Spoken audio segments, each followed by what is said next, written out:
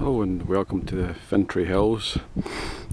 We're just due north of Micklebin being the Kilsyth Hills, part of the Kilsyth Hills.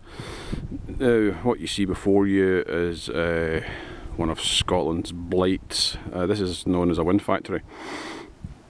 Now I was here maybe about 3 years ago, 2.5 to 3 years ago, and they were breaking ground here. Well, I'll rephrase, about land trashing.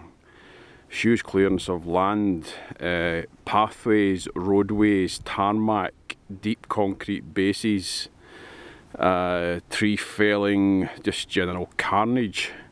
So it was quite obvious that they were going to put giant windmills up, industrial windmills in wild land. And now that I've returned after all this time, here we see the result.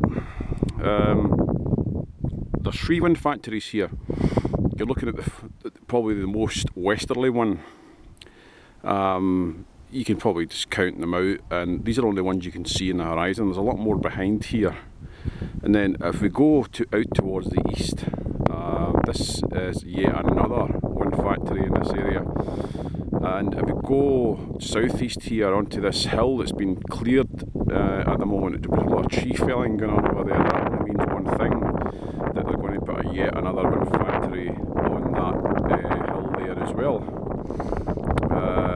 So sweep back round again, and I can see yet further evidence. There's a giant wind tower away in the distance there, away north. Now that means again that there are going to be yet more windmills here. So within a short space of time, I would say there's going to be 50 plus windmills here. When I first came round here, there was bases, deep bases dug out for 7. Now we see 50. Wind factories, once they start these things in an area and they say they're only going to build so many, that's yet another one of their blatant and horrible lies. It means they'll just keep building them and keep building them and keep building them until they can be seen from distances of between 50 and 70 miles on a clear day. They're never placed with care, they tell you this. They just simply are never ever placed with care. They're only placed in the interest of profit and greed and what's the most benefit to them. Now these things are subsidised greatly by the UK and SNP governments. You as a taxpayer pay for that, and you as the bill payer also pay for what these things do. And what these things do quite a lot is don't turn. Now wind speeds between 0 and 10 to 15 miles per hour, these things are useless. Between 15 and 35 miles per hour, they start to generate, they start to provide power. Beyond 45 miles per hour, they're switched off because the turbines can burn out. Now that puts the energy efficiency per annum, per turbine, down below 25%. Now for the most expensive form of energy that we currently use, that is absolutely shocking.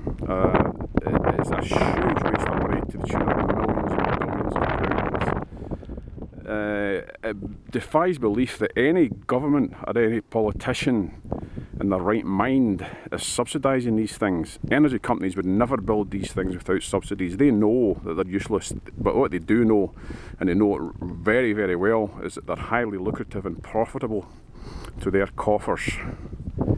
So here we see wild land trashing, not on the grandest scale, but it's getting that way.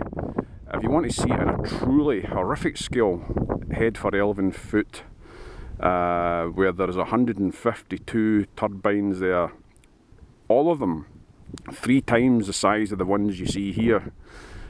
It's devastation on almost a nuclear blast scale if you ever take the time and trouble to see it, and I can guarantee you when you do see it you'll never want to return.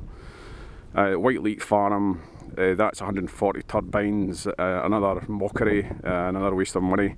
And we recently hear the one in Shetland, they wanted over 150 there, but they kindly, phrase the word kindly, reduced it to 102. How nice of them. So here we see the UK's energy policy in front of you, so look forward to power cuts and lights out.